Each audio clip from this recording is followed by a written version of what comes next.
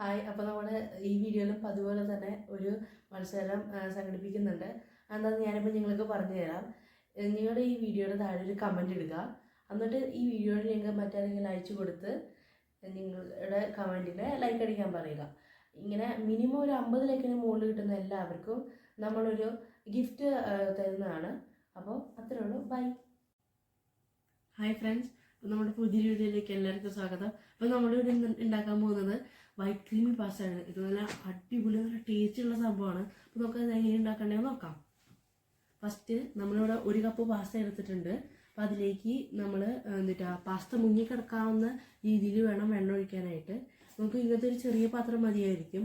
എന്നിട്ട് അതിലേക്ക് നമ്മൾ കുറച്ച് ഉപ്പ് ഇടുക, ആവശ്യത്തിന് പാസ്തയുടെ ടേസ്റ്റിന് വേണ്ടിയിട്ട് കുറച്ച് ഉപ്പ് ഇടുക. എന്നിട്ട് നമ്മൾ തിളപ്പിക്കുക.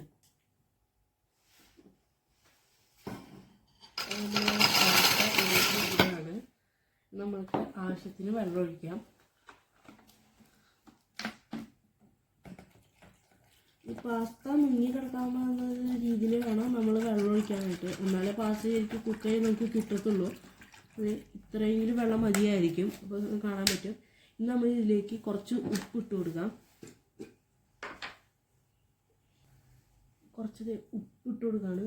ഇത്ര ഉപ്പ് മതിയായിരിക്കും. പാസ്ത അതിൻ്റെ പുറത്ത് എഴുതിയിട്ട് കുക്കിംഗ് ടൈം, ആ കുക്കിംഗ് ടൈം അത്രയും വെച്ചാൽ മതിയായിരിക്കും. അപ്പോഴേക്കും ഇത് കുക്കായി കിട്ടും. അപ്പോൾ അമ്മ നമുക്ക് സ്റ്റവ് കത്തിച്ചെന്നുണ്ട്. അപ്പോൾ നമ്മൾ കവറിൽ ഇതുപോലെ ആ സമയം നമ്മൾ ഈ പാസ്ത കുക്ക് ചെയ്യാൻ വേണ്ടി വെച്ചേക്കാണ്. ഇത് നമുക്ക് ആ സമയം ഒന്നേരെ വെയിറ്റ് ചെയ്യാം.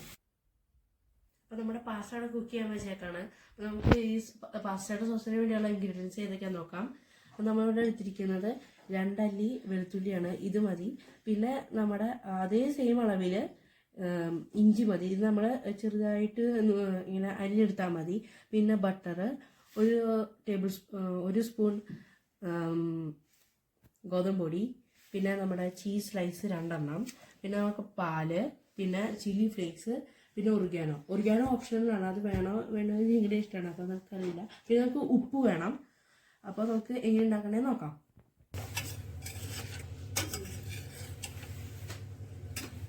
അപ്പോൾ നമ്മുടെ പാസ്ത ഇവിടെ കുക്കായിട്ടുണ്ട്.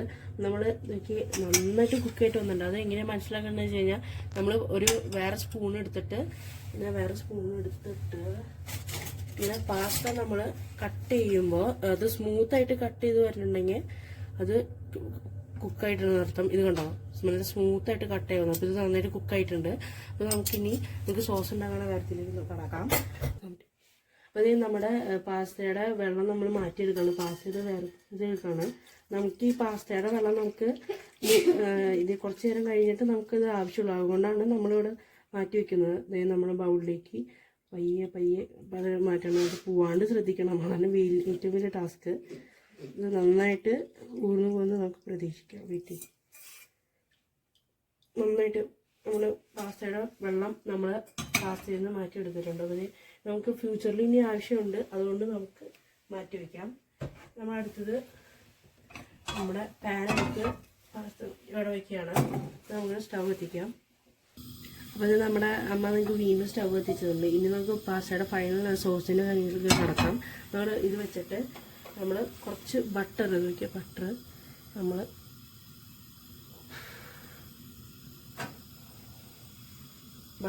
ചുറ്റി എടുത്തിടാം.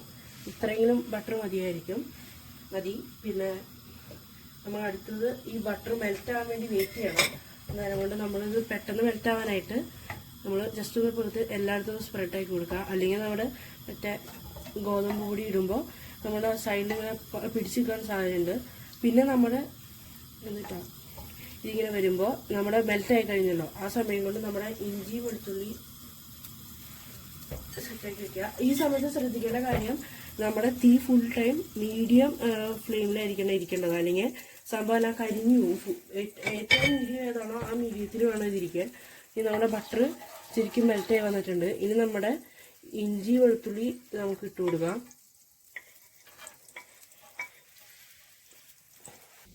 അപ്പോൾ ഇത് നമ്മുടെ പാസ്തയുടെ ഈ വെളുത്തുള്ളിയും നമ്മുടെ ഇഞ്ചി ഇങ്ങനെ ഓൾമോസ്റ്റ് ഇങ്ങനെ ഗോൾഡൻ ബ്രൗണിഷ് കളറിലേക്ക് ആയി. അപ്പോൾ നമ്മുടെ ഈ സമയത്ത് നമുക്ക് ഗോതമ്പ് പൊടി ഇട്ട് കൊടുക്കാം.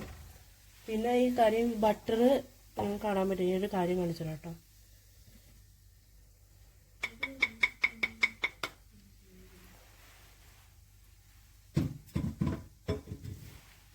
നമ്മളിവിടെ മിക്സ് ചെയ്യണം. ഈ സമയത്ത് നമ്മുടെ ബട്ടറിൻ്റെ ഈ വെള്ളം പോലത്തെ സംഭവം കൂടുതലായിട്ട് കാണുകയാണെങ്കിൽ നമ്മൾ എന്തിട്ടാ ഇതിൽ കുറച്ചും കൂടി ഗോതമ്പ് പൊടി ആഡ് ചെയ്യുക. അങ്ങനെയാണ്. അപ്പോൾ നമ്മളിത് ശരിക്കും നന്നായിട്ട് കട്ടി പോലെ കട്ടിക്ക് മിക്സ് ചെയ്തെടുക്കണം.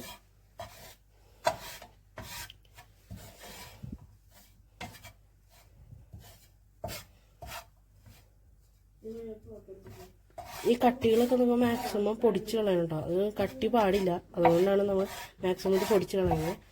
നമ്മൾ പരമാവധി മിക്സ് ചെയ്യാം. ഈ കട്ടി പൊടിച്ചില്ലെങ്കിൽ നമ്മൾ പാലൊക്കെ ഒഴിക്കുമ്പോൾ ഇത് അത്യാവശ്യം ബുദ്ധിമുട്ടാവും, അതുകൊണ്ടാണ്.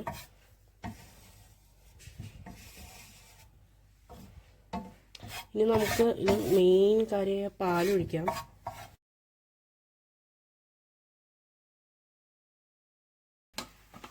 അടുത്തത് നമ്മുടെ പാസ്തയുടെ നേരത്തെ എടുത്തു വെച്ച വെള്ളമാണ് ഒഴിക്കുന്നത്.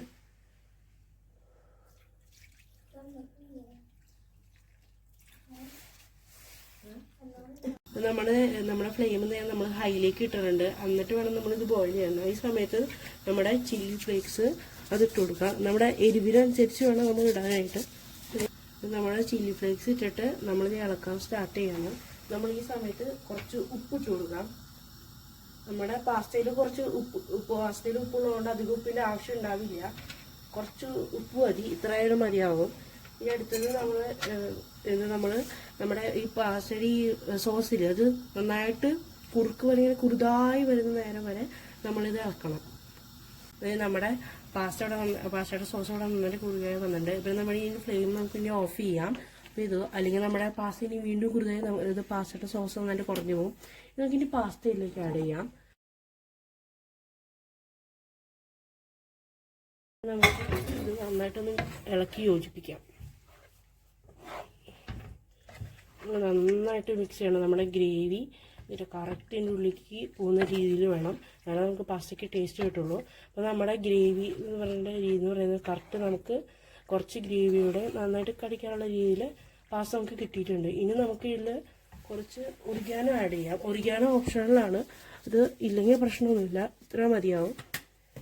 നമുക്ക് ഇനി അത് മിക്സ് ചെയ്യാം.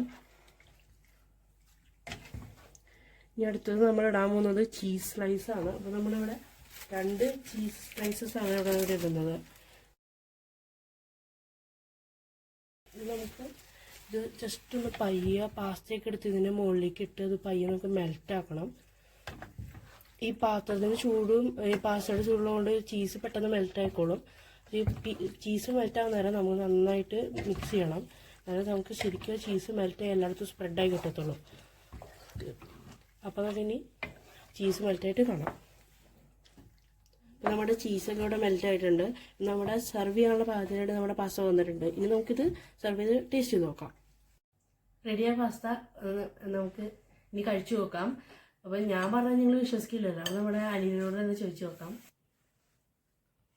സാധാരണ എനിക്ക് റെസ്റ്റോറൻറ്റിലത്തെ പാസ്ത ഇഷ്ടമല്ലായിരുന്നു. ചേട്ടൻ ഉണ്ടാക്കുന്നതുകൊണ്ട് നല്ല ടേസ്റ്റി ആയിരുന്നു, അതുകൊണ്ട് ഞാൻ നല്ലോണം കഴിക്കും. നമ്മുടെ ചെറിയൊരു ചാനലാണ്. സബ്സ്ക്രൈബ് ചെയ്യാത്തവരുണ്ടെങ്കിൽ ഒന്ന് സബ്സ്ക്രൈബ് ചെയ്യുക, പറ്റുമെങ്കിൽ ഒന്ന് ഷെയർ കൂടി ചെയ്യട്ടോ.